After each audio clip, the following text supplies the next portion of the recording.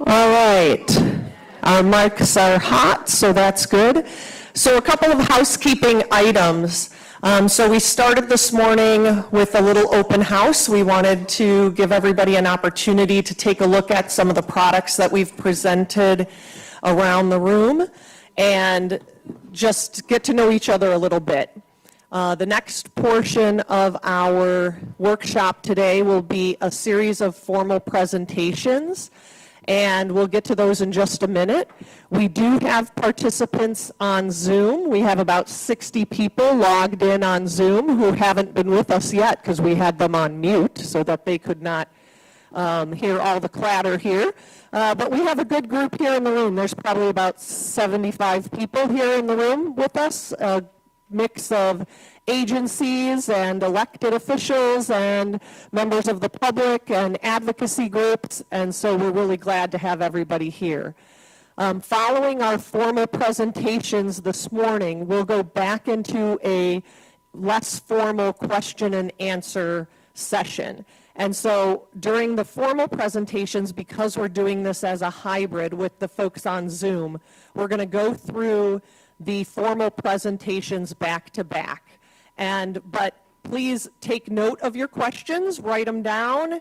If you are on Zoom, we will be providing a slide that has a email address, so you can email us any questions that you have. Since you're not here in person, to be able to then interact with us after the presentations and ask your questions. But that's what the open house posters question and answer portion after the presentations is for you to be able to ask all the questions that you have. We have multiple agency participants from each of the coordinating agencies here to make sure that we can sufficiently answer your questions and have enough folks to interact with you. And so that's how that part will work. Following that, and during that time, if you want to go and grab lunch, we have our cafeterias open. Restrooms are down this hallway here. And following that open house question and answer portion, we'll come back in here and gather around the table again. And what I'd like to do during that time is hear from you something that you learned or got out of the workshop and what we can do to improve for the next one. And so I'm going to be asking that question when we get back together after the Q&A. And then we'll be adjourned for the day. So during the Q&A, the Zoom will not be active, but we can take your questions by email. And then when we come back together for the closing remarks portion, and we go around the table and hear how you like the workshop and what we can do to improve, at that time I will also ask our Zoom participants that if they have comments to make during that time to raise their hand. We'll call on them and have them be part of our workshop. And so we're trying to make it interactive even with the folks that can't be here in the room. But those that were able to come and join us today do have the advantage. So welcome. And with that, I will just turn it over to our agencies here to introduce themselves. I failed to do that with myself. So I'm Jennifer Reynolds here with the Water Management District. I'm the Director of Ecosystem Restoration.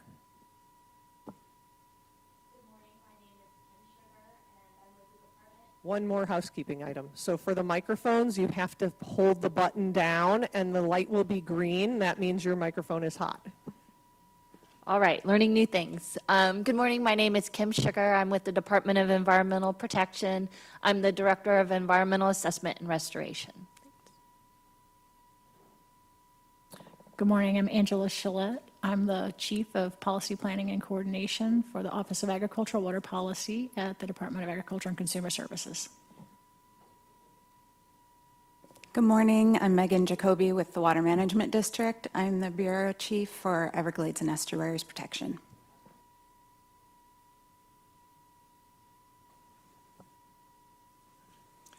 Good morning.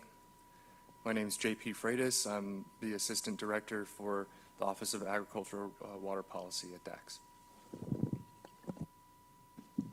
Good morning, I'm Moira Homan. I am the Program Administrator of the Water Quality Restoration Program in the Division of Environmental Assessment and Restoration. Good morning. I'm Ed Smith, Director for the Office of Water Policy and Ecosystems Restoration with the Florida Department of Environmental Protection. Good morning. Chad Kennedy with the Florida Department of Environmental Protection and here in West Palm Beach, Program Administrator in the Office of Water Policy and Ecosystem Restoration.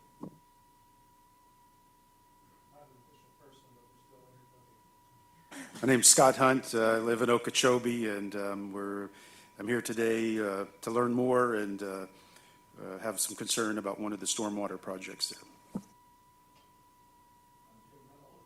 Reynolds.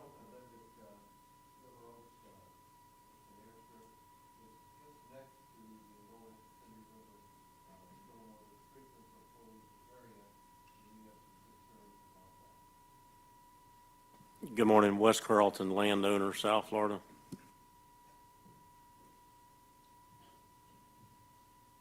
Good morning. Christian Avila, Section Administrator, Everglades and Estuaries Protection Bureau. My name is H.M. Ridgely. I'm with Evans Properties and Project Manager for a couple of your dispersed water projects. Good morning. My name is Megan Harris. I'm from St. Lucie County Environmental Resources Department. I'm the Interpretation and Stewardship Coordinator. Good morning. Casey Darling Niffen. I am the Advocacy Coordinator at Florida Oceanographic Society. My name is Lisa Krieger. I work for Lee County Department of Natural Resources. Good morning. Jake Foytik, Assistant Director of Government and Community Affairs for the Florida Farm Bureau Federation. Good morning, Rebecca Elliott with FDACS, the Office of Agricultural Water Policy, the office that implements the BMP program, and I'm located in the South Florida Water Management District headquarters, their field office here. Good morning, Carson Turner, Hendry County Commissioner, and also serve on the Lake Oak Coalition. Used to sit right here when I was a member of RAC, and I am located in Clewiston, Florida, on the southern tip of Lake Okeechobee. Hi, good morning. Ernie Cox. I'm with a little company called Family Lands Remembered, and we get to work on some pretty interesting conservation and water projects. Jenna Bopstein. I'm a project manager at South Florida Water Management District. John Madden, Section Administrator for the Everglades and Estuaries Protection Bureau's Planning and Project Management Group. Good morning. I'm Libby Pigman, and I'm the External Affairs Director for South Florida Water Management District. All right. With no further ado, I think we'll get to the presentations. Kim, I think you're up first, right? And I'm just going to move because I think it's awkward to be sitting here while everybody's looking over my shoulder at presentations. So those of us here in the front of the table are just going to move over to the side.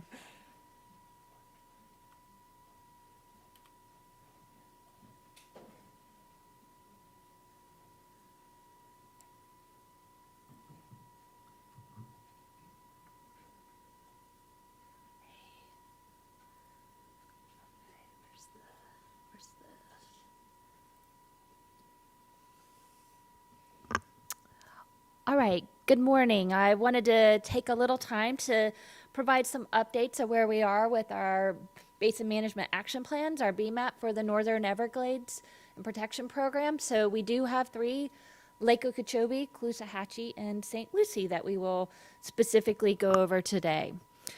And as a note, as I give some updates on these BMAPs, I just want to remind everyone, BMAPs are iterative and adaptive.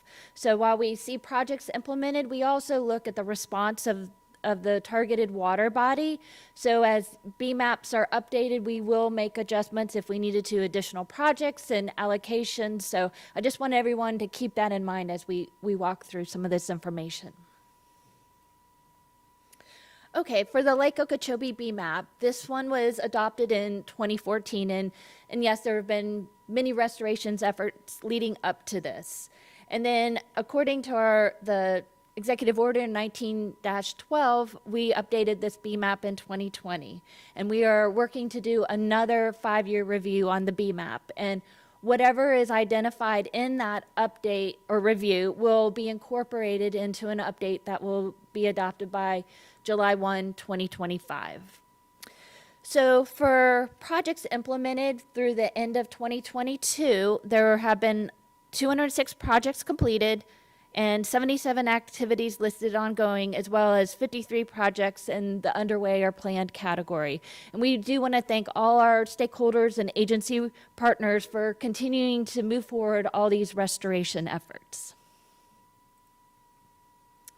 So for the St. Lucie BMAP that was first adopted in June 2013 to implement both total nitrogen and total phosphorus TMDLs. And once again, according to the executive order, these were updated in 2020, and that we recently completed a 5-year review in 2023. So through December of 2022, 229 projects were completed and 40 activities were listed as ongoing, as well as 36 projects in the underway and planned categories. And our third here is the Caloosahatchee Estuary. And we completed a 5-year review in 2022 that had many recommendations that will be incorporated into our 2025 updates. And with that, stakeholders and partners have completed 152 projects, as well as 60 ongoing activities and 105 projects that are in the underway and planned categories. All right, I want to take a little time and talk about House Bill 1379 that was passed this year. There were 4 main categories. It enhanced water quality protection in the Indian River Lagoon, and we're not really going to talk about that too much today. It strengthened our BMAPs, and it also, and part of that is requiring additional requirements on wastewater. It improved local government long-term comprehensive planning and expanded funding opportunities to address the needed water quality impairments. Or needed in water quality improvements, sorry. Okay, for strengthening BMAPs, it requires that BMAPs be assessed every 5 years if they are not already. In the Northern Everglades, we do already do that. And then it includes implementation milestones and any other requirements that may have been adopted by law that we need to incorporate. It requires a list of projects and strategies that achieve the 5-year implementation milestones to meet the TMDLs.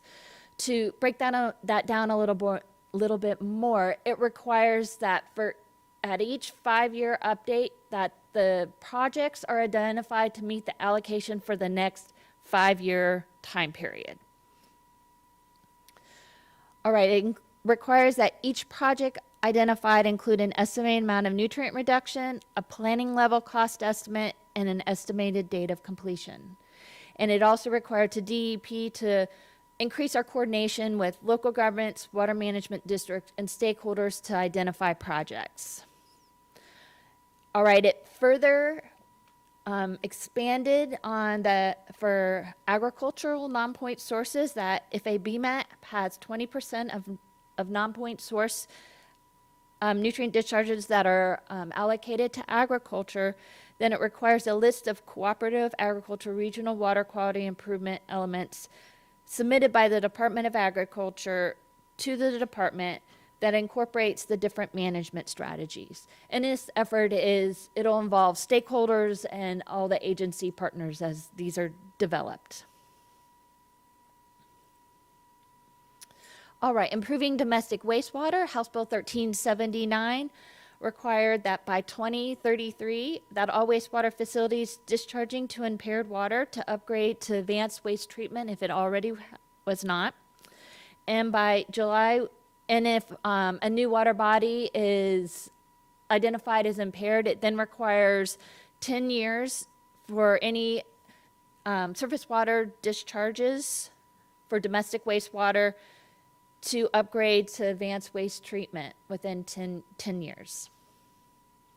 And then the legislation authorizes the department to require a more stringent treatment standard greater than AWT, advanced waste treatment, if required to meet the TMDL or BMAP. So with that, as we evaluate our 5-year updates, we will be looking at those different discharges to determine if anything additional is needed. And then for on-site sewage treatment disposal systems, also known as septic systems, this requires any new OSTDSs on lots 1 acre or less within a BMAP to connect to central sewer if it's available, or if it's unavailable, to upgrade to enhanced nutrient reducing systems or other wastewater systems that achieve 65% reduction. All right, local government comprehensive planning. And it requires local governments to incorporate their BMAP projects into those comprehensive plans to ensure they're prioritized to achieve restoration. And then for sanitary sewer, except for rural areas of opportunities, local governments are required to assess the feasibility of providing sanitary sewer for developments of more than 50 acres on a 10-year planning horizon. And then it also requires prioritization of advanced waste treatment and comprehensive plans. So these wastewater and local comprehensive planning elements are, the purpose of those are to help us address changes in land use, growth, and any pertinent changes in those areas. All right, the Clean Waterway Act, Senate Bill 712, that was adopted in 2020, it required local governments to develop wastewater treatment plans and or OSTDS remediation plans. And these must be incorporated into the BMAP updates that will be adopted by July 1, 2025.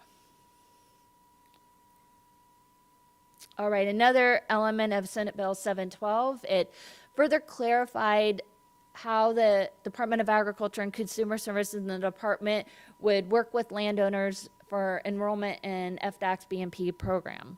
So if a landowner, they have a choice. They can either enroll in the BMP program or they are to conduct water quality monitoring at their own costs prescribed by the Department of Environmental Protection. If a landowner chooses not to enroll in the FDAC's program, FDAC's refers those entities to the Department of Environmental Protection, and then we work with them to either implement water quality monitoring or we move forward with any kind of, well, we utilize outreach and then if needed, any corrective action. And with that, we've been able to get most landowners in compliance with the requirement. As you can see, we have a few left. We have completed we've issued 11 notices of violation, one of which did result in financial penalties to a landowner, which they are also now enrolled in the FDAC's program, but that took a while. Most landowners want to do the right thing, so we usually don't end up there, and we are working with the other 10 right now, 2 of which have said they'll enroll in the BMP program. Okay, some of the upcoming efforts, as I mentioned, the department's required to update all our nutrient BMAPs by 2025.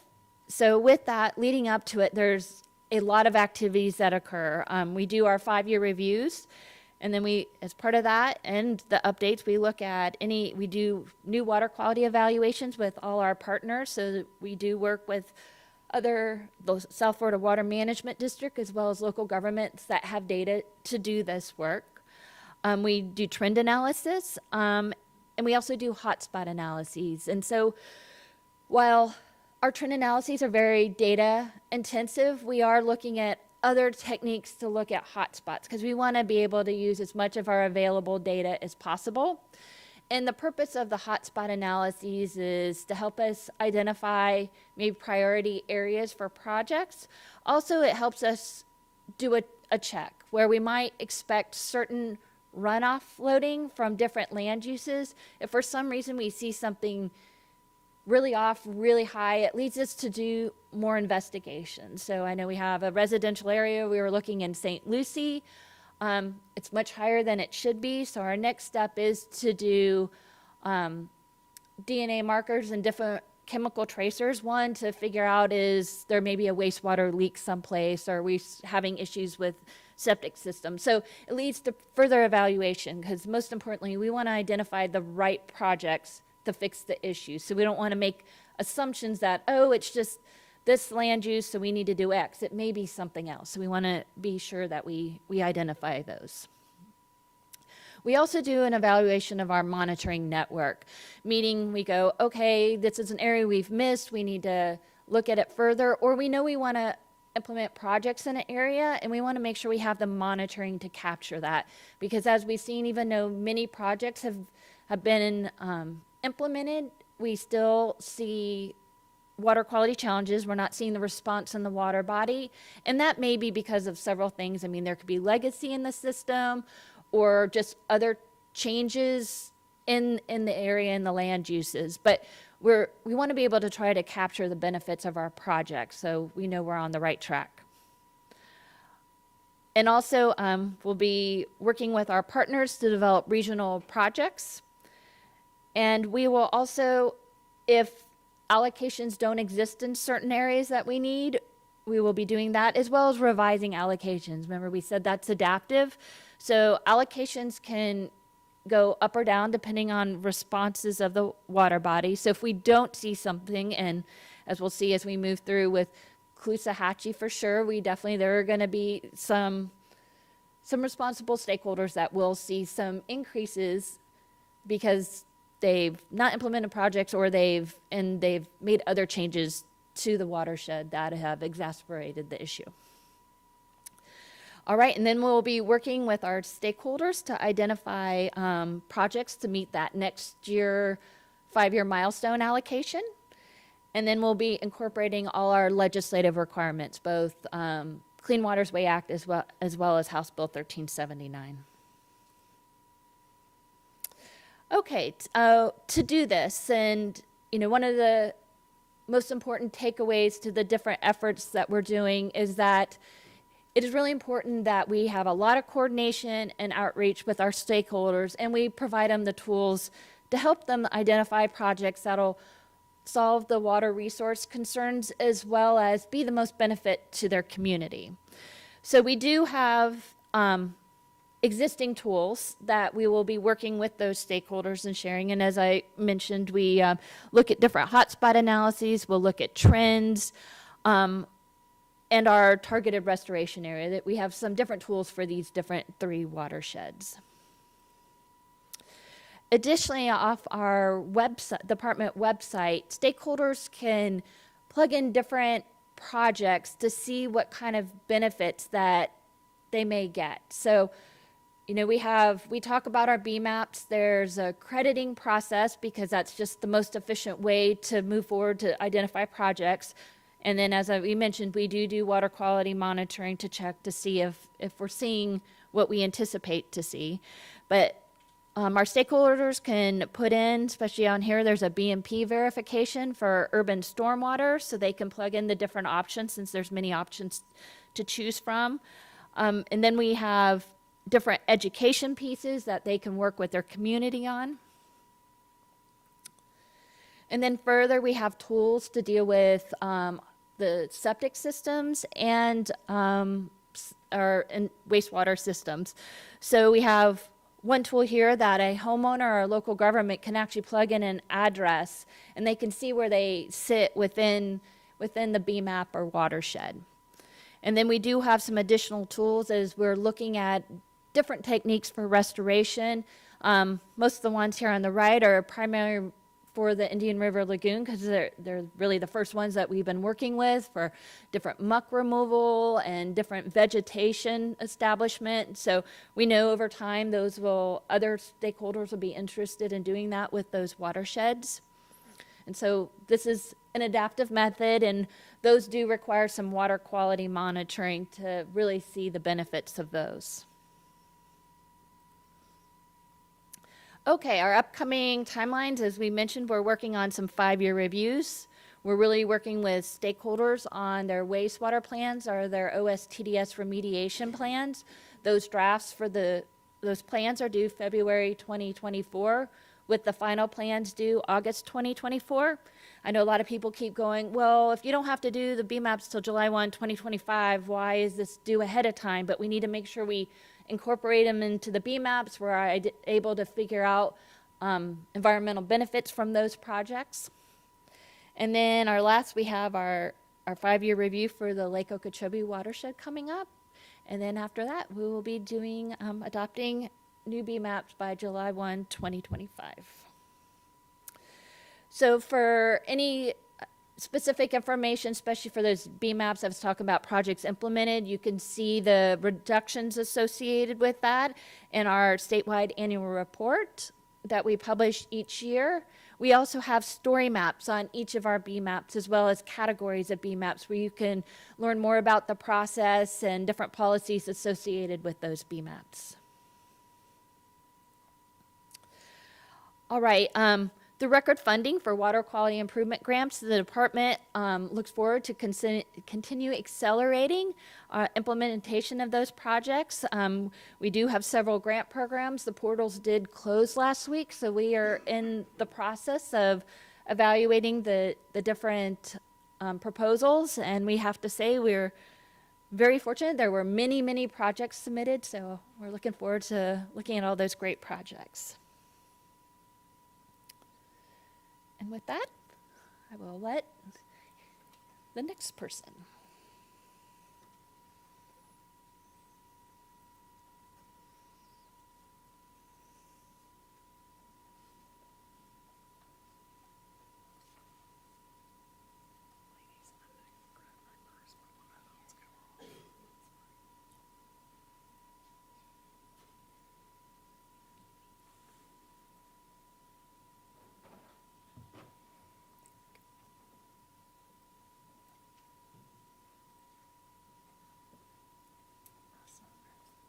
Thank you.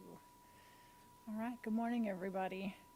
Going to start off today. We're going to talk about a few things, obviously. Our best management practices program, the department's role and implementation there, what we've currently got enrolled within the NEEPP maps in the NEEPP area, how we're doing our implementation verification, also projects, and we also have an annual legislative report that we make on this progress. Currently at the department in the Office of Ag Water Policy, our director is Wes Gregory, and he would have been here with us today if he was not out of state until just yesterday.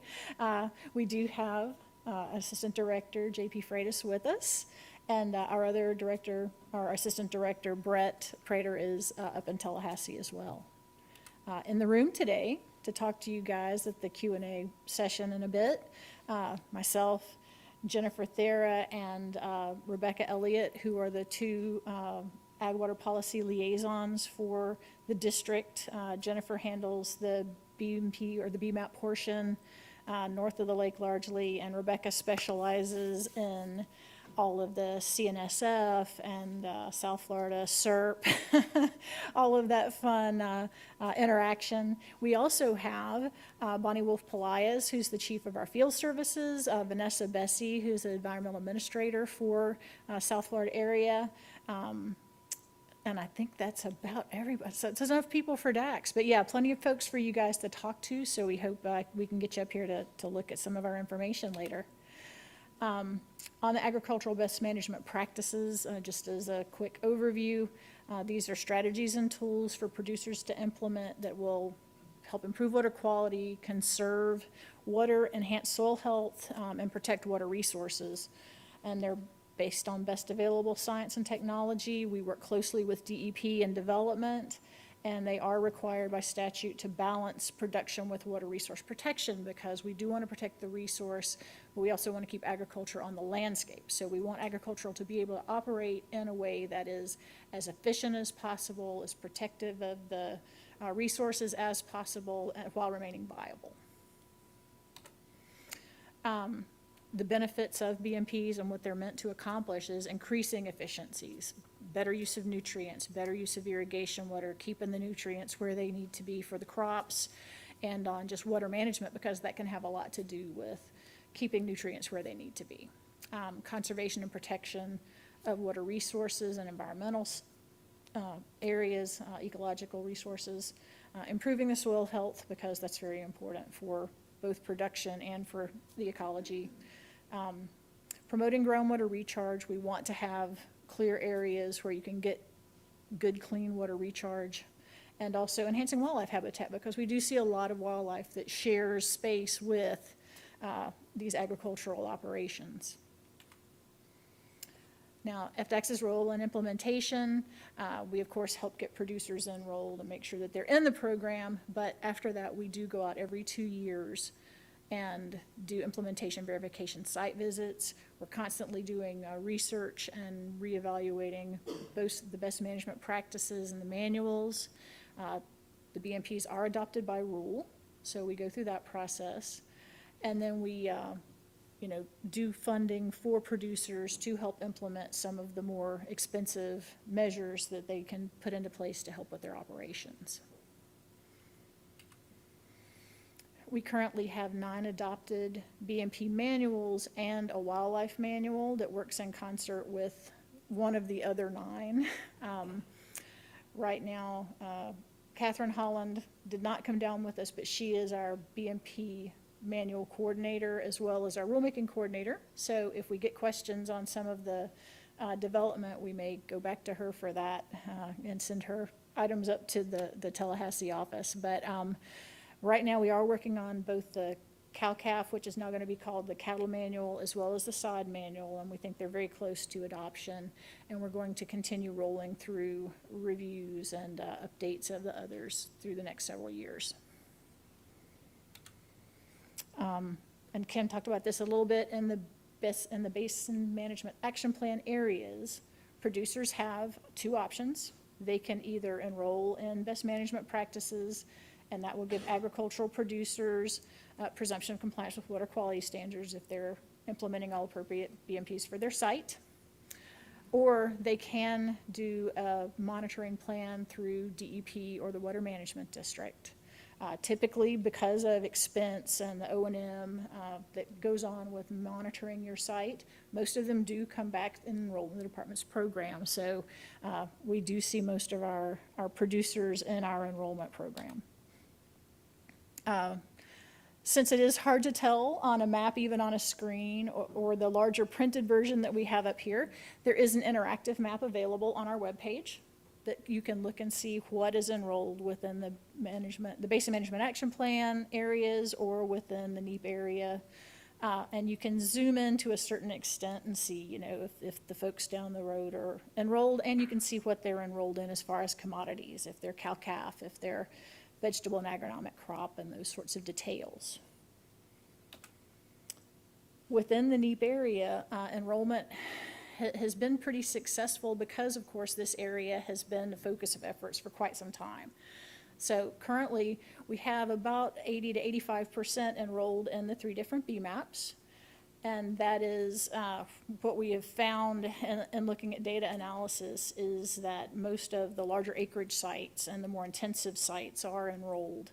But we do have a lot of very small acreage, mostly less than 20 acres, that are just, it's a lot of different individual landowners to touch to get that acreage gain for that last 15%. So you can see, since typically the more intensive operations are irrigated, we do have up in the 90s, between 90 and 95% enrollment for irrigated acres within the basin. So there's very little that we would consider kind of up in that more high intensity range that's not currently enrolled. I'm going to talk a little bit now about the folks that aren't enrolled. And so in the BMAP area, about half of the acreage, and that's the first pie chart there, about half of that acreage, the dark green area, is agricultural lands. So it's a big proportion of the NEEPP BMAP, or the NEEPP area acres. Well, of that percent, the 48%, we go to the second pie chart. 85% is enrolled and 15% is not. So then when we looked at, and this is in concert with the efforts with DEP, when we looked at that 15%, that smaller yellow wedge of the center pie chart, we saw that 36% of those guys, when you really drill down to a parcel level, aren't agriculture. They fall within the statewide shapefile or coverage that shows as agriculture, but when you really look at the parcel data, they're not. So we have about another 64% that are actually agriculture, should be enrolled in the programs. So, we're getting down to a really fine level of detail as we're trying to do enforcement and enrollment on that last cohort of people and acres that are out there. And on the IV implementation, when that came in 2020 with Senate Bill 712, there was a small panic attack because we knew that that meant we had to get out to our 12,000 odd enrolled NOIs within 2 years, as well as, of course, continuing enrollment efforts with the same staff that we've had for a while. So Senate Bill 712 does require us, we go out every 2 years and look at these. So we scrambled, we figured it out. Field staff worked very hard to stand up this program for, tracking it and making sure it was every 2 years and getting out there. And over that first 2 year period, they were at 99%. I mean, we got 99% in Okeechobee, 99% in Caloosahatchee, and there is some overlap in these 3 basins, so there is some double counting of numbers. Sometimes you can't just add them all up straight. But even on St. Lucie, which was the least, it was 97% getting that check-in within 2 years. So we're very happy, very proud. A lot of hard work went into that for field staff especially. It does require collection and review of nutrient data, nitrogen and phosphorus, which we've been collecting, and we do report that to DEP for utilization as part of the BMAP process. Projects within the area, while DAX does a lot of engineering and design kickoff for some of the bigger projects, mostly what we are working O&M on are the HWTT and the FAVT projects. And we do have some more detail and information about those individual projects, but I know you guys see it in the SEFRA report from South Florida too that's coming up. So these are direct removal type projects though, where they're pulling water from a source that can be one of the hot spots and doing treatment and then returning it. As I said, there's a lot of detail if you want to look at Basin Management Action Plan areas individually. All of their information is in our annual legislative report, which is available online. There's a story map version there as well, so you can zoom in on areas looking at specific BMAPs. And that is all I had for you today. Okay, did I talk too fast? But look forward to talking to you all, guys. We're up here, so don't be shy about coming up past the wall there to talk to us and see our stuff.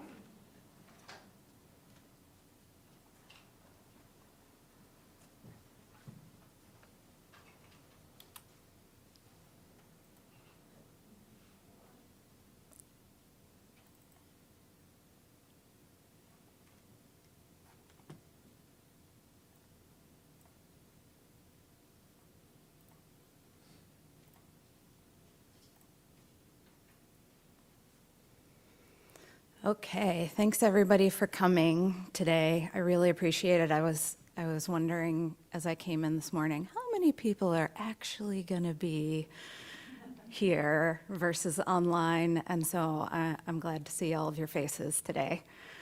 If I can just take a quick step back, the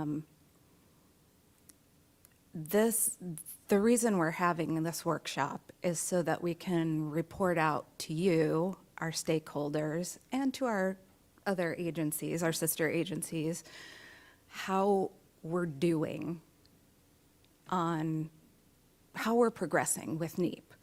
And the goal of the NEEPP is to help restore and protect our watersheds and our water resources in the Lake Okeechobee, Caloosahatchee, and St. Lucie watersheds.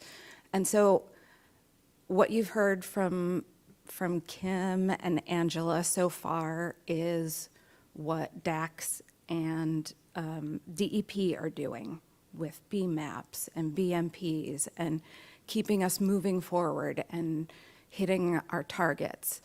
But what I would argue is that I have the most fun job out of the 3 agencies because I get to work with my team and work with stakeholders to make things happen, to implement projects, to show some physical progress on the landscape. So that's what I'm going to talk with you guys about today.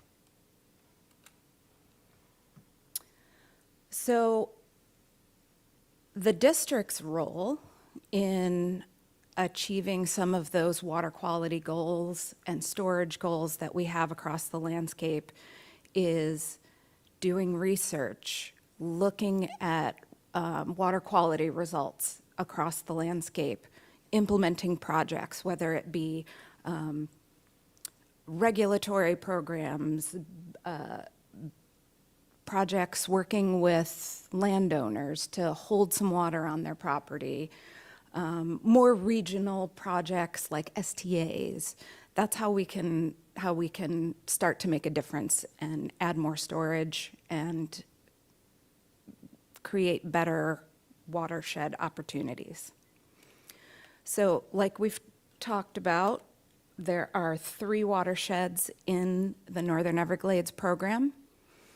The district uses a combination of research and water quality monitoring, and then we also report out on the actual action, which is the watershed construction projects. You can see on our website at this link that I've provided the annual South Florida Environmental Report. What you'll see there is last year's report. Soon to come out is the 2023 version, and I believe that's coming out for public review in October. Yes. Thank you. Okay. So first up, monitoring. This is like the backbone of how we get our information. Water quality monitoring is done throughout the 3 watersheds. It's done at a basin level so that we can see what's happening within the smaller versions of the watershed. It allows us to know what's coming in to a certain subwatershed and coming out of that watershed. So we can very easily separate out where the problems are. So you'll see here that we have 37 basin level sites and then 150 upstream sites. And the great news is you can look at all the data. So I've got here a link to our database that anybody can go to. Oops, there we go. I did action and I didn't even know it. So if you go to this DB Hydro Insights page, you can click on any of these buttons, which will pull up a map and allow you to zoom in on certain locations. If you're looking for a specific site, you can go to that site and then click on the link that's provided, and you can see all the raw data that you would like to see. So let's talk about what we found so far. In the Lake Okeechobee watershed, here, you can see here is our watershed goal of 140 metric tons and our storage goal of 900 to 1.2 million acre feet. In water year 22, you can see that we didn't quite hit either of those goals. The projects that I'm going to tell you about in just a few minutes did, however, remove a good chunk of phosphorus from the system, 30.8 metric tons. And they also removed 162 metric tons of nitrogen. So we're making a difference, but we need more. That's the message. We need more. So let me tell you about what we're doing. We have got, you'll see here, a map of all the projects that we have in the Lake Okeechobee watershed. We've got 11 currently in the planning and design phase, 1 in construction, and 17 that are operating. first up of the projects are, I put 3 in 1 on this one. These are some of the major SERP components that are in the Lake Okeechobee watershed. We've got the Kissimmee River restoration, which is complete as far as construction goes. 2 projects in planning right now are the Lake Okeechobee watershed project and the north of Lake Okeechobee storage reservoir, or LOCAR.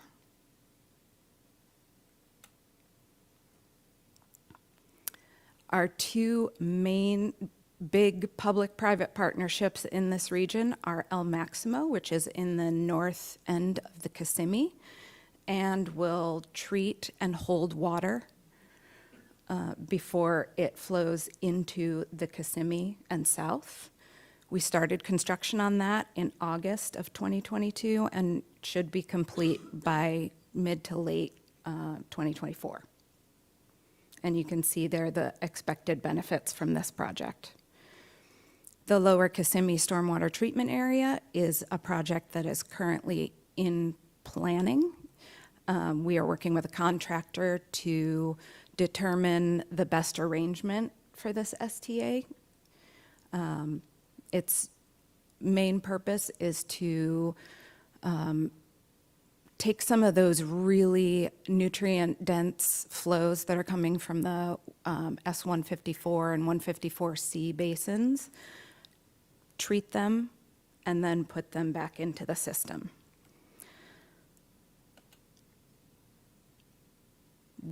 Last year, we did a request for new projects, and 2 of those projects that we'll talk about today, one is aquaculture. It's on the Lake Istapoga, and that is sort of I think of it as an innovative technology project where they remove vegetation from the body of water,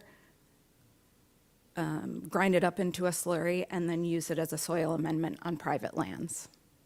So that project is just about ready to go. We should be seeing that soon.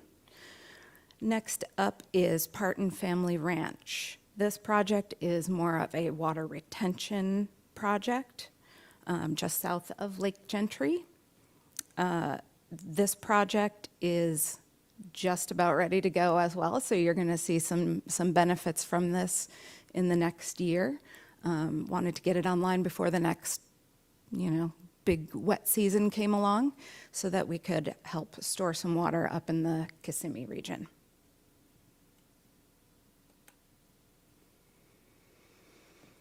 We also have some smaller public-private partnerships with the Buck Island Ranch in Indian Prairie subwatershed, Eagle Haven Ranch in the Upper Kissimmee, as well as XL Ranch in Fish Eating Creek and Dixie Ranch. These all were renewals that we just went through as part of our request for new projects. So we have extended these projects an extra 10 years because they are functioning well and providing benefits. Moving on to the St. Lucie River watershed status. Again, here we have the watershed goals. Now this one's a little different than the rest. What these numbers that you see here for total phosphorus are at a specific point. So it's not quite apples to apples with the others, but what we do see here is that both phosphorus and nitrogen have been declining in this watershed over time. I wrote a note here to myself that phosphorus has been reduced overall in the watershed by 184 metric tons per year, and nitrogen has been decreased by 566 metric tons per year. District projects themselves have reduced 77 metric tons, and nitrogen by 359, almost 360. So we know that phosphorus is declining, nitrogen is declining in this system. We also know that there are a lot of big projects that will be coming online soon in this watershed, including some major SERP components. So we expect that those projects will bring these numbers down even lower. So in the St. Lucie, we have 10 projects that are in planning and design, 2 in construction, and 10 in operations. And you can see that these projects dot the landscape of the watershed.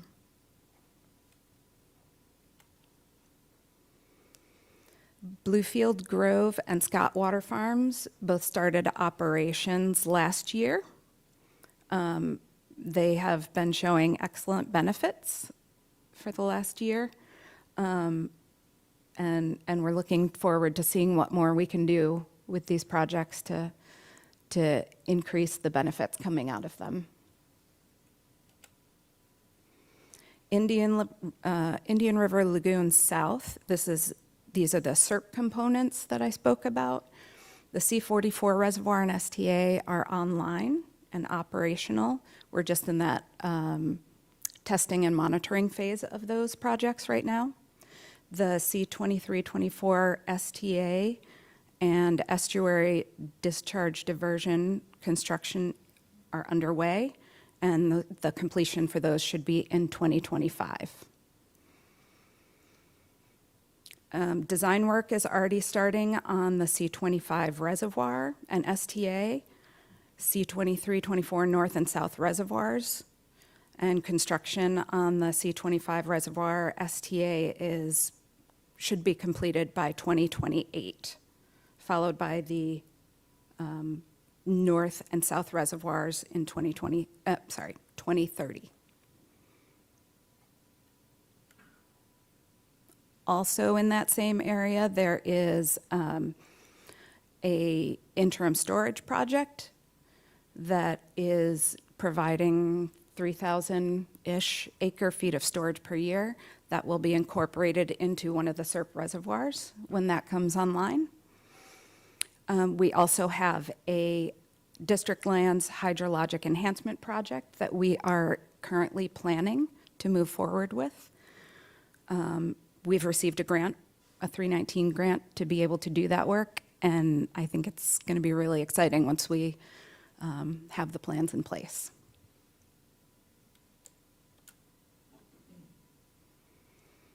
We also had a couple of renewals in the St. Lucie watershed. Alderman Deloney Ranch, which holds water on site, and Spurland and Cattle, which holds rainfall on site. And you can see those benefits there. We have 2 new projects upcoming.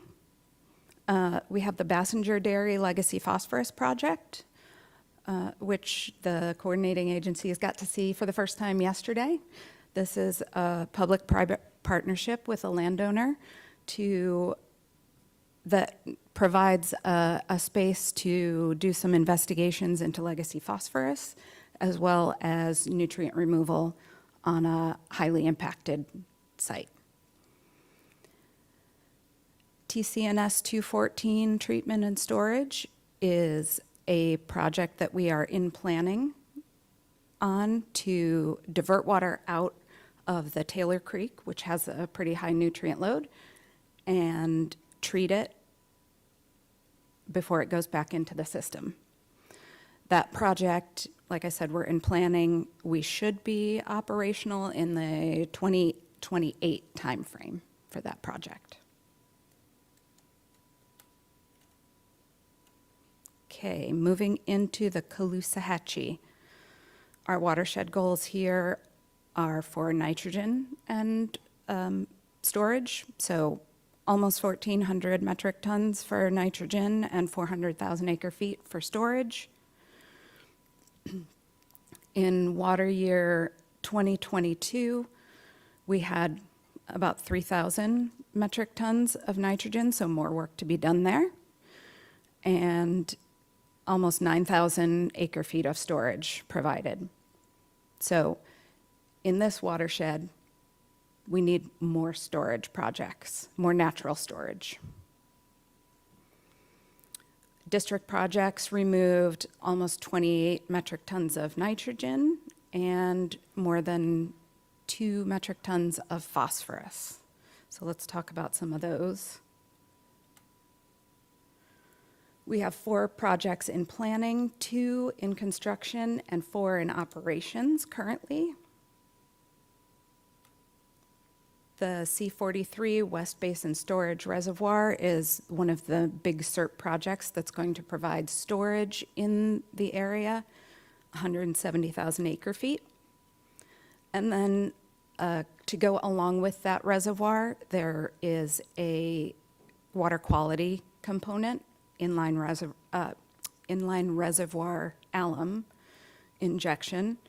We expect that portion of the project to be done by 2024, followed by completion of the reservoir itself in 2025.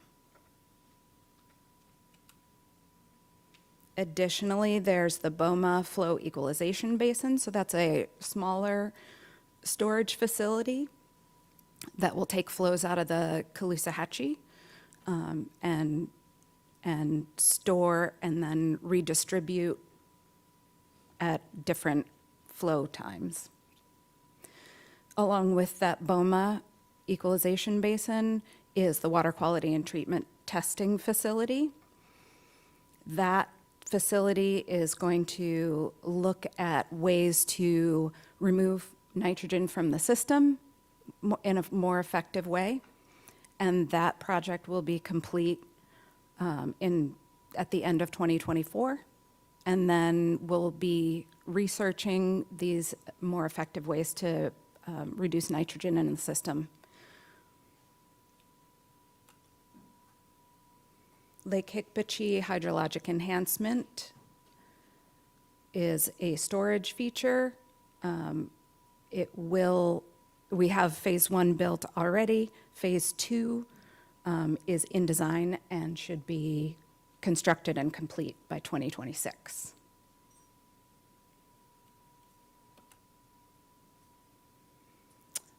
One of our latest success stories in this basin is the Four Corners Rapid Infiltration Project, which both holds and treats nutrients. There's an above-ground water impoundment that will hold water and redistribute flows. Construction was just completed this year, and we had a ribbon cutting for this event just a month ago. Was it a month ago? So that's really exciting to see things go from planning all the way through construction and then a ribbon cutting. So great success story there.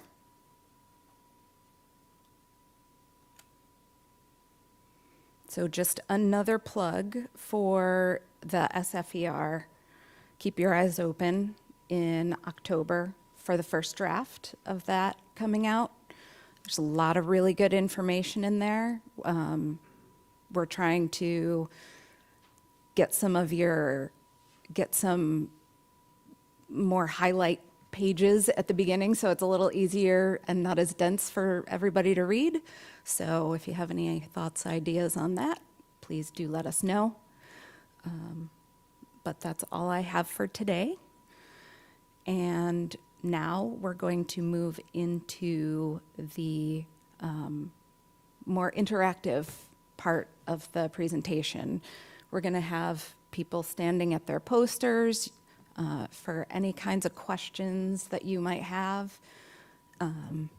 So please mingle.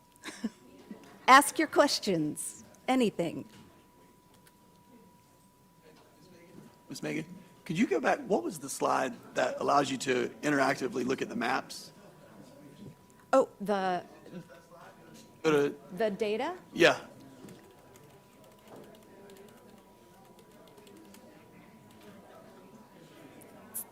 This.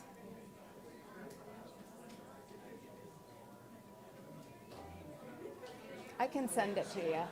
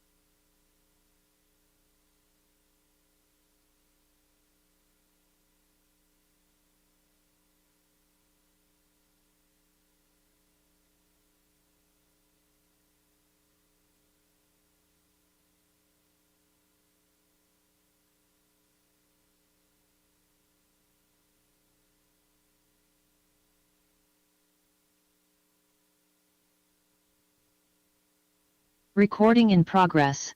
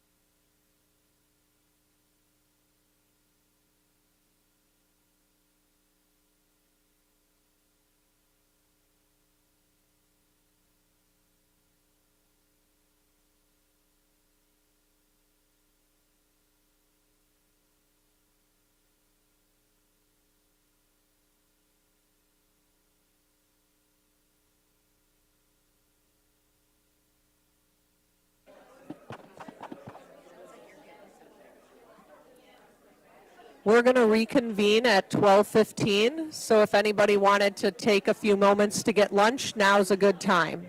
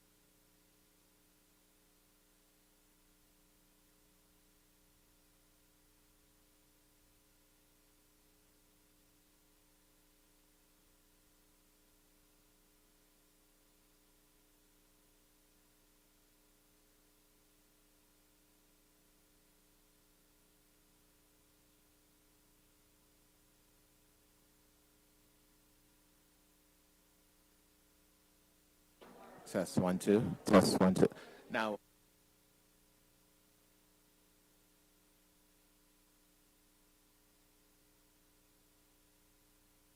Test 1 2. Test 1 2. Okay.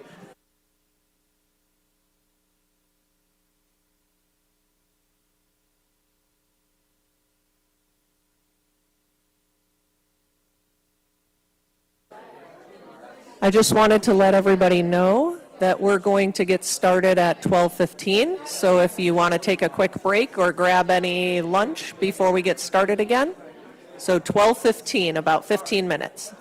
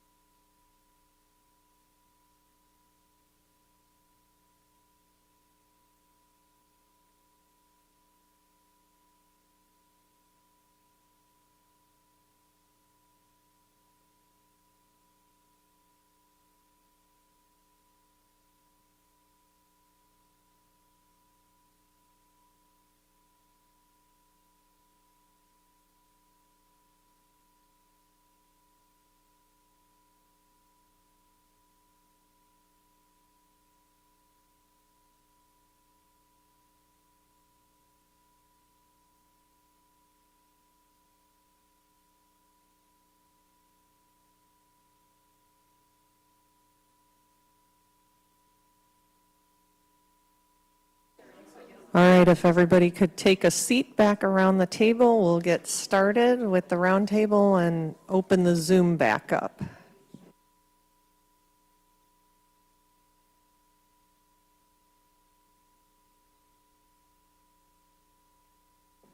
We have room for everybody up at the table now, and we are going to insist that all of you come join us at the table. So come to the table, por favor.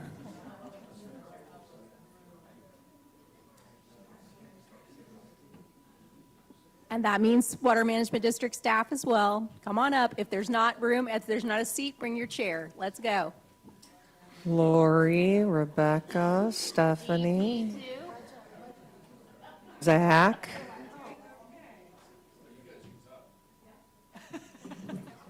Get moving, guys. We're Okay, not I'm gonna having let to you stay there. squint. Cassandra.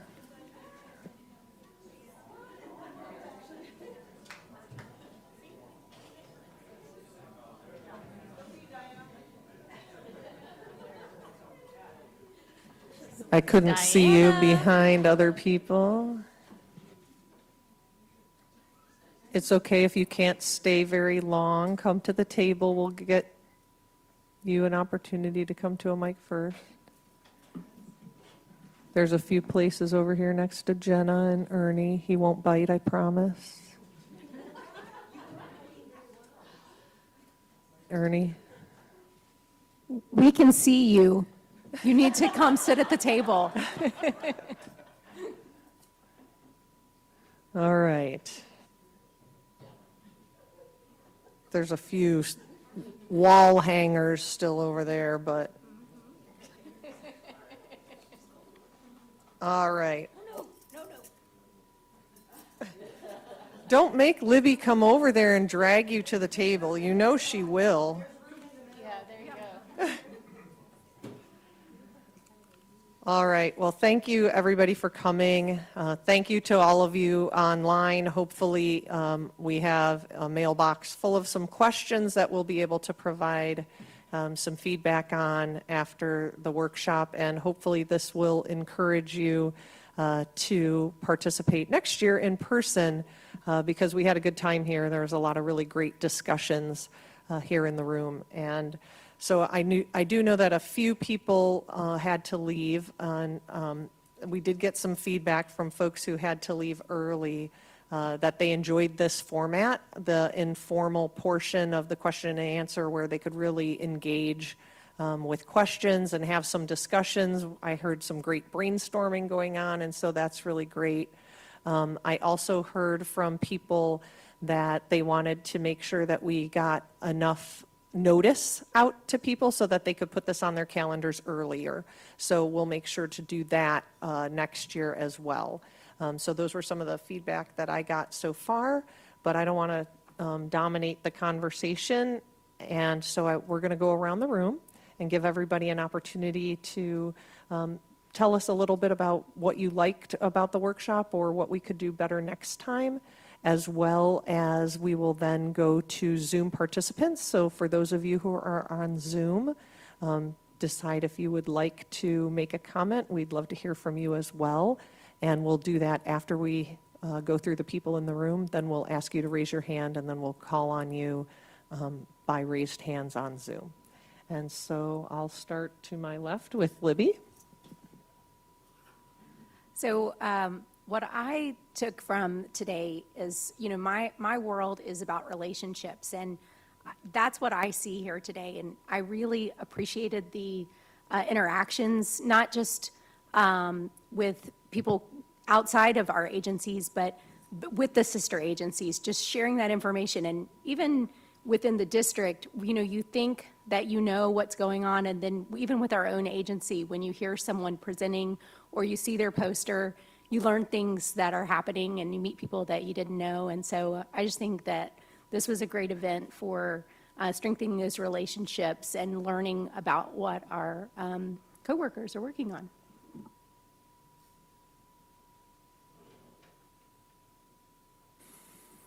Hi again, I'm John Madden. Yeah, I'll mirror some of that, and I think the presentations were great, but just getting to talk one-on-one or in small groups with everyone kind of gives us the opportunity to, just see everyone's perspective and learn what everybody's been doing over the years. Because, yeah, there are some great new ideas that are being shared, but a lot of times you realize some of those things you think are new have been done in the past, and we have people that have experience on how those worked out, what the issues were. So I appreciated that, and yeah, it'd be great to have more people here participating in person. Thank you.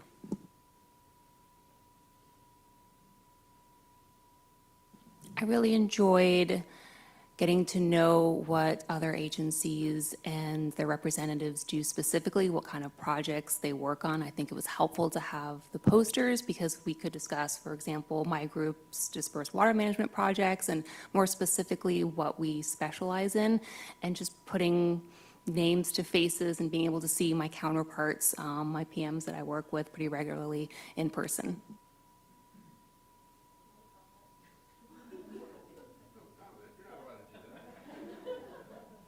If you're going to say no comment, you have to do it in the mic so everybody on Zoom can hear that Jenna Bobstein did not want to make a comment. Yeah, and I'm going to ask Jenna, even if you don't have a comment, to introduce yourself again and talk about some of the projects that you work on. My name is Jenna Bobstein. I'm a project manager. I work on the Lower Kissimmee Basin STA project. I also have a couple of other projects in the Lake Okeechobee watershed, the S191 phosphorus removal project, as well as the TCNS 214 storage and treatment project. And I was also the PM for the Four Corners project in Caloosahatchee.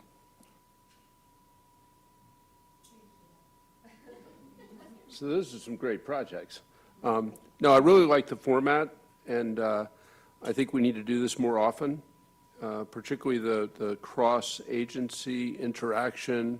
And what I find is that there's some really creative work being done across the board, but we don't spend enough time talking with each other, and we got to get out of those silos. But maybe the next thing is get together in about 3 months and say, okay, now that we've done this, what are we gonna do next?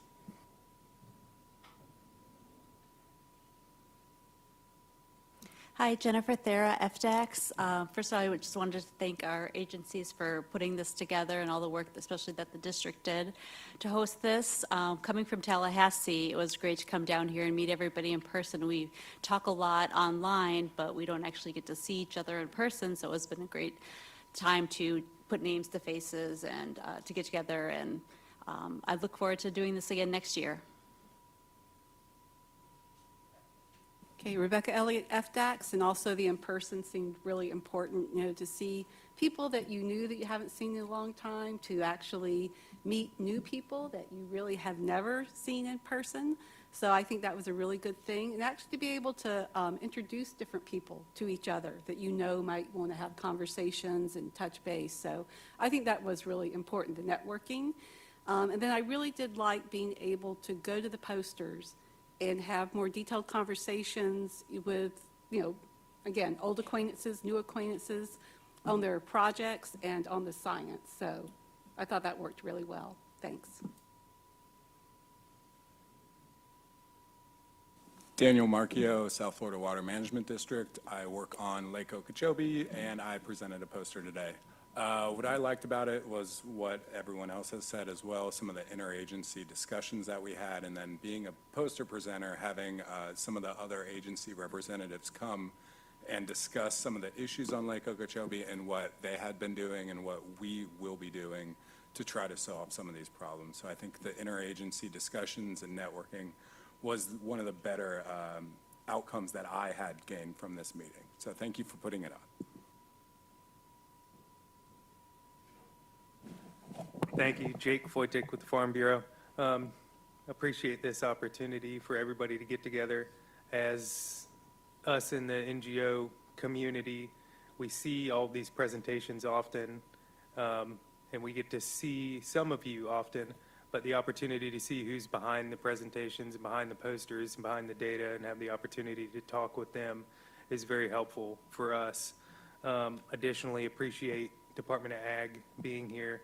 I think it's very helpful for everybody in the room and online to understand how the BMP program works and all the good work that DACs and our agricultural producers are doing to improve water quality and reduce water use. Stephanie Olson, South Florida Water Management District. I have really enjoyed today. Again, for the reasons that many people have already stated, it was great to see people that I work with a lot, but I've really only communicated with over the phone or video conferenced, and to see some old friends and to just have the interaction of the ideas and view all the posters has been a really great event. Thank you. My name is Lisa Krieger. I work for Lee County Department of Natural Resources. And first, I'd like to say I don't appreciate the bullying to sit at the table. But once we got past that, I really Lisa, you're going to end up in the mosh pit if you're not careful. I think it's a great idea to have the three coordinating agencies in the same room at the same time with somewhat of a coordinated effort and a coordinated message. I really appreciate that I was able to meet new people who I wouldn't even have known existed. Like I met Daniel this morning, we got into passionate discussions about the lake. So I think this was a great opportunity for that. I think you call it an update, but really it was an opening to have frank, human, face-to-face conversations. I think a lot of public meetings that we have are, they feel somewhat robotic or maybe superficial, because it's like push notifications. But in this case, we can actually talk to actual humans working on issues, and I just think that was a really good, I'm going to leave here with a good feeling, and I hope you do it again.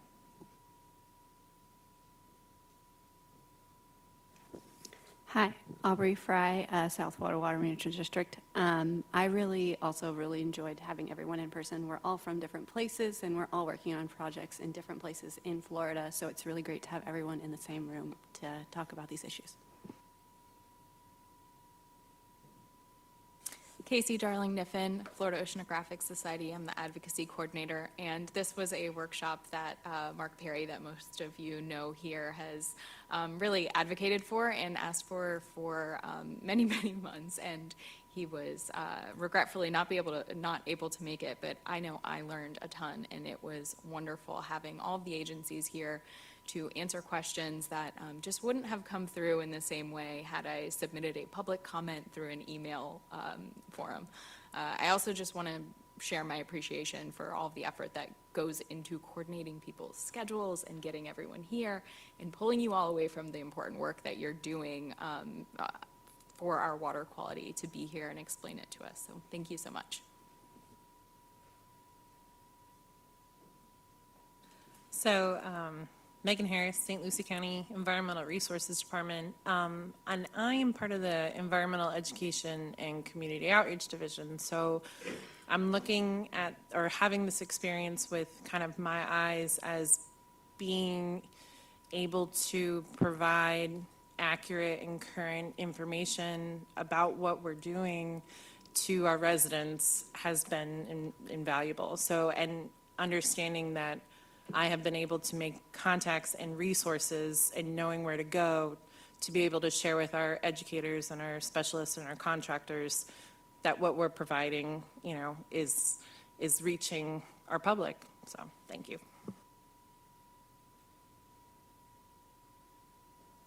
Hello, everyone. My name is Nicole Masters, and I'm with South Florida Water Management District. I am the External Affairs Specialist covering Orange, Osceola, and Polk counties. And for me today, this was just an incredible experience. I learned so much, and it was really wonderful to hear from the different agencies and to learn about the kinds of data, information, the tools that are available to someone in my role who is, hearing a lot of things from the stakeholder groups that I meet, and I want to be able to provide them with great information and resources, and to know about these tools and where they live, and to be able to point people in the right direction to access all of this great information, and for me also to be able to help share and tell those really important and impactful stories. of all the projects that all the different agencies are working on. It was just so great to be here. And then also echoing everyone else, just being here in person, being able to meet everyone and, start to develop relationships. It's really great, and I have thoroughly enjoyed it. And then also just echoing what Lisa said, every conversation that I had with each person that I met, it was so meaningful and impactful, and I learned so much. So nothing, as you said, was robotic or, it was organic and welcoming, and that is a wonderful feeling for a meeting like this. Hi, I'm Elizabeth Kelly from Martin County. I really appreciated being able to meet people that I hadn't been able to speak with in person before, especially because I'm here to focus on water quality and to see how water quality is affected and does affect so many other areas. That was very helpful to see how they work together and how we can work together. What I'm looking at trying to do is figure out where to place some sampling locations. So to find out what might be important to other agencies and to other areas of study was very helpful for me. Jacob Landfield, South Florida Water Management District. This feels like I'm at the All-Star Banquet, let me tell you. And as it's been referenced already, I'm excited to see what's happening in 3 months or maybe 6 months down the line. And I think that we're going to have a lot of good news coming up, from what we've got along these posters on the walls. We got a whole lot more work to do. So this is a good place to get started. Tom Conboy, President, Principal Engineer, South Florida Engineering Consulting. And I really liked the poster session part because you could get down in the weeds and talk about some of the issues I wouldn't normally ask a question about. I liked the access to some of the BMAP key players being here. We're working on 2 projects, a couple in St. Lucie County and also in Martin County for BMAP, and it's very helpful to be able to give them a really good design project that benefits them.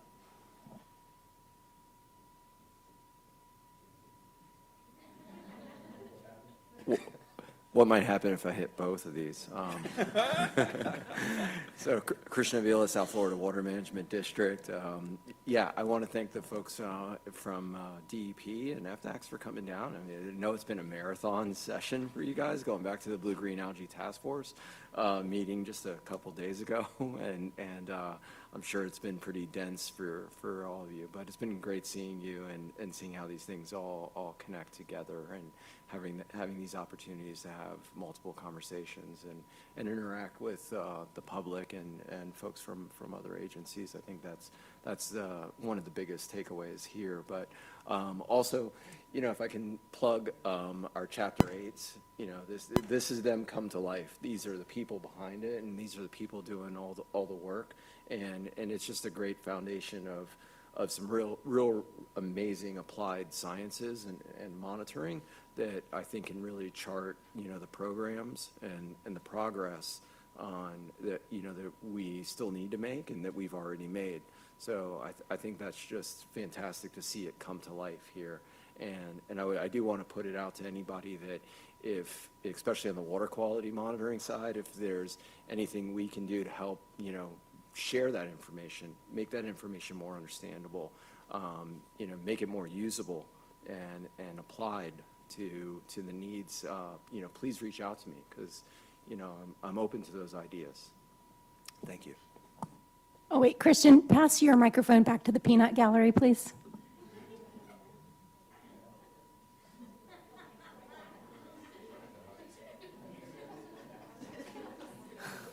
My name is Rebecca Doherty. I am the newest member to the Everglades and Estuaries Protection Program, and I am excited to learn how all of you have a vested interest in what is happening with NEEPP and how it plays back to where you're coming from, who you're representing, who your clients are, constituents are, and what your goals are.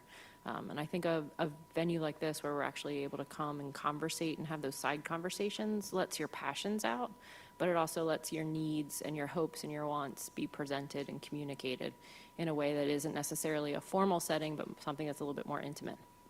So thanks for letting me be a fly on the wall and be a participant.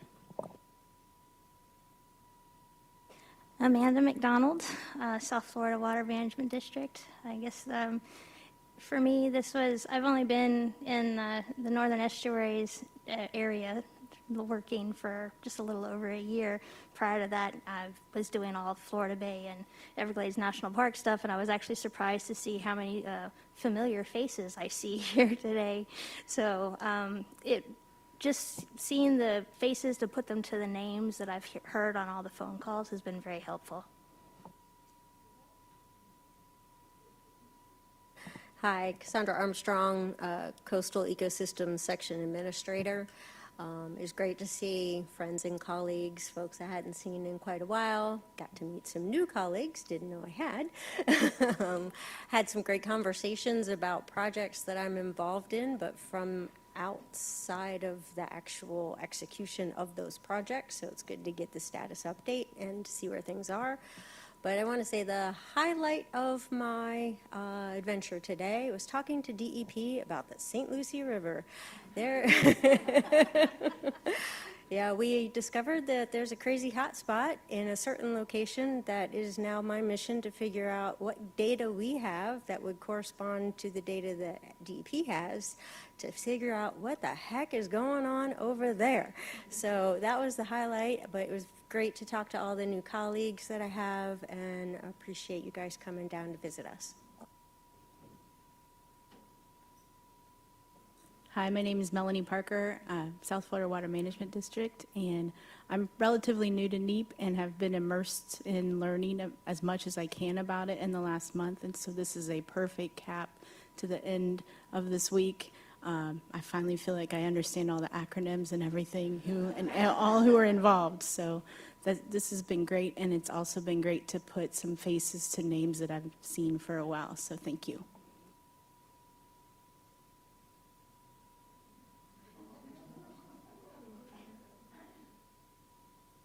I'll stand for this one then. Paul Jones, South Florida Water Management District, presenting posters today. Good to catch up with people, good to talk about the science that's going on, and good to hear other people's concerns and how we want to move forward with them, basically.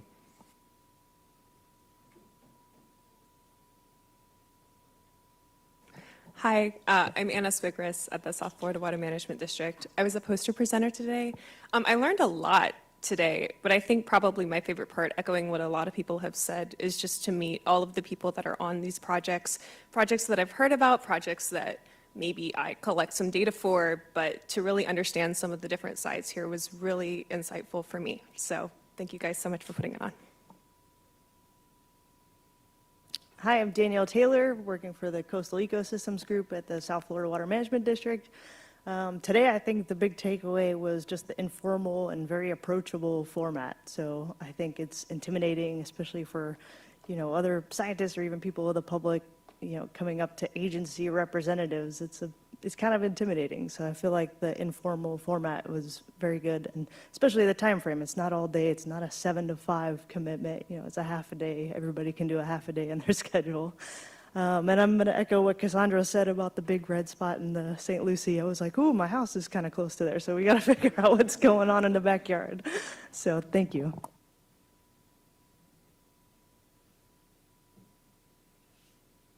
All right, back to the table. Anthony Betts, Everglades and Estuaries Protection Bureau. I guess more on the same theme. If this NEEPP coordinating agency meeting foster coordination and build relationships, I think super successful. I got to talk to a lot of people today, talk to a lot of new people, promote all the great projects that the district is doing, and I think make a few connections that might develop into new projects. So very successful. Thanks. Megan Jacoby, South Florida Water Management District. I think I am the type of person that does much better one-on-one and in the informal conversation. I prefer to just look in somebody's eyes and connect with them in that way. And I think this workshop allowed for that. And so I'm really thankful that everybody came. Thank you to DAX and DEP for coming down, and thanks to my old and new friends. And I'm just looking forward to having more conversations with everybody. My name is Jim Reynolds. I live at River Oaks in Okeechobee, and our concern is with the storm water treatment area that's proposed near our property. And we're pilots, and we're flying through this area, and the increased bird strike. So that's why we came down. And when I was sitting here, Megan sits down next to me, and we talked for, 30, 40, 50 minutes. She's the best. And it's nice to be heard. And I applaud you on this format and opening it up and letting the public be heard. Thank you very much. My name is Scott Hunt. I'm a neighbor of Jim's, and probably skimmed the notice for this meeting a little too quickly, and because coming to the sense is more agency-oriented. So Jim crashed it, and myself, it's my fault, but I appreciate you guys accommodating us. Appreciate what everyone's doing, the fight you're all fighting. You're kind of unsung heroes. I think the vast majority of people take for granted. You turn the faucet on and clean water comes out every day. So I appreciate what everyone's doing, and it's been pretty neat to watch the cross-pollination and process. So thank you. Good afternoon. I'm Zach Welch. I work at the South Florida Water Management District. I'm the section administrator for the Lake and River Ecosystem section. So that covers from the Kissimmee Chain of Lakes, the Kissimmee River, and Lake Okeechobee. I'm surprised. I think I'm like 25th or more people in, and nobody's mentioned lunch yet. If I had to complain about anything, that would be it. I've been hungry for about an hour or so. But it's been great to have everybody together, ditto what everyone else has said. I appreciated hearing from my staff, too, that they learned things today and they liked the format. It was harder when it was called Lake Okeechobee Protection Program to forget that Lake Okeechobee is a big part of this NEEPP process. We're not in the name anymore, NEEPP. But it's nice to have a spot at the table, even if it's forced. And to have our science over there on the side and give our people a chance to talk to our staff that do the work. I appreciate that. I'm Diana Turner. I'm with the BMAP program at DEP, and I just really want to thank everybody for coming out today. And I'd like to give a special thank you shout out to Stacy Allis, who's sitting out there in the back, for wrangling all of the cats and getting this whole show kind of executed flawlessly. So it was really great to hear from everybody today, and we had a lot of really good conversations, and I look forward to continuing those.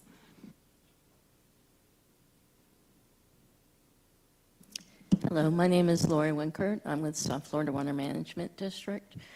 I'm new to the Everglades and Estuaries program, so this has been a big learning experience for me. Most of my career has been south of the lake, and it's a whole new world. Moira Homan with DEP. And I would like to echo Diana's thanks to Stacy. I hope you have a good night's sleep tonight, because I know you've been living and breathing this for several weeks. So thank you for all the work, and thank you, South Florida, for hosting us, everybody for making the trip. I've been in the BMAP program for many, many years, but in this role since January. South Florida was a unknown world to me, and I wanted to keep it that way.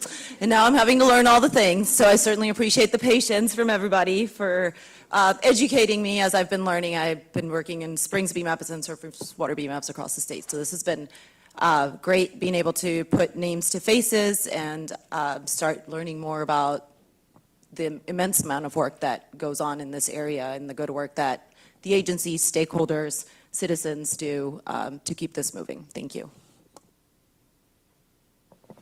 JP Freitas with FDAX, and I've been introducing myself as the new guy.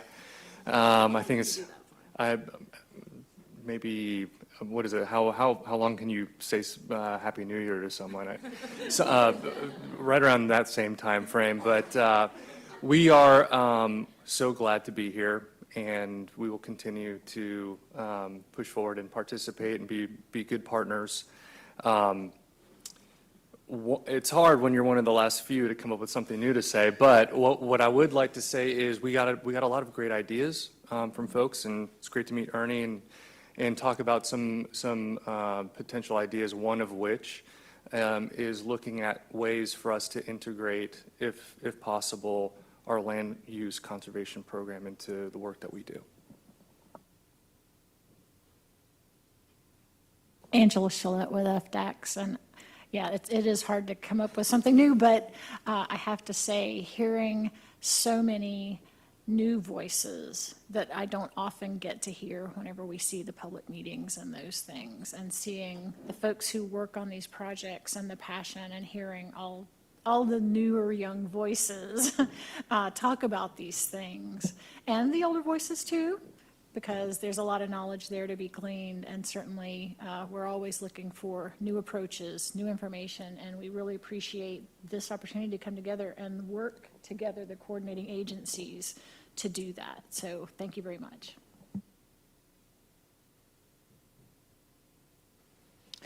Well, I want to echo and say thank you to everyone that attended today. I know sometimes it's hard to have time in our schedules, and we always have our deadlines, so sometimes we forget it's really important to step back and have these types of meetings, because honestly, with all these challenges we have, it takes a village, which is every single person here, every stakeholder has something important to say. I know our team learned some new things from a variety of folks, agency and other stakeholders. So this is important to do. I hope we find, even if we'll have these venues, but I hope we find some other to continue these different communications, because the more we can collaborate and work on issues together, the more they'll come together more quickly. All right, so before we go to Zoom and take some raised hands for comments and suggestions from the Zoom platform, I do see our Executive Director, Drew Bartlett, sitting in the back. And I wanted to make sure that I gave him an opportunity if he wanted to say something to the group now as well. Thanks, Jennifer. I was just going to be a random member of the public. I never get to sit in the back. You know, it's kind of nice. Anyway, it's honestly, I've been in the environmental business my entire career, 31, 32 years now, and now is the time to be in the environmental business. There is a lot of people coming together from the public, stakeholders, from all arenas, really pulling in the same direction, and you can see it around this room right now.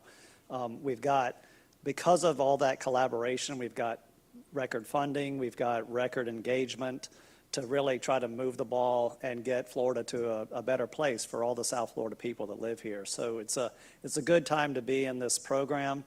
Please keep engaging, you know, always work together and just engage. I love it. I love it. Thanks for coming, everyone that's here, and thanks for tuning in on Zoom. And I'll save my thanks for you, Jennifer, pointing out that I was here. All right, and I'm going to turn it over to Stacy, who's got the screen where she can see who has their hands raised. I do. Thanks, Jennifer. So at this time, we'd like to open it up to our Zoom participants on the phone.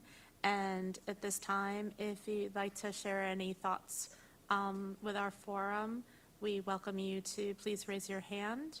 And once you raise your hand, we'll identify you, and then if you could please unmute your phone so that we're able to then hear your line. So we'll go ahead and open up the communication now for anyone on Zoom would like to share any thoughts.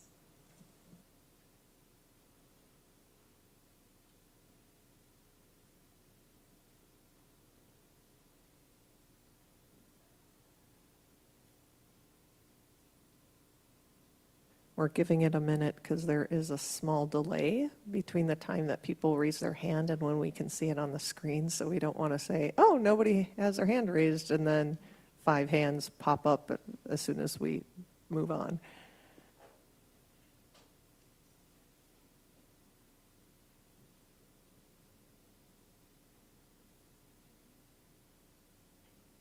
Okay, my job is always to fill dead air, so I will also, so one of the other comments that I was going to save it for the end, but I'll say it now, is one of my goals for our next workshop is to increase the public participation in the room by 5-fold. And so that's one of my goals. We had a lot of participation on Zoom. I wonder if maybe we lost a lot of people during the poster session, the question and answer, which I think those of us who were here recognized as the most valuable part of the workshop. And so I hope that we can increase the participation and get some people maybe who participated on Zoom this time in the room next time. And part of how we'll do that is making sure we get the word out earlier so that we can increase participation from stakeholders.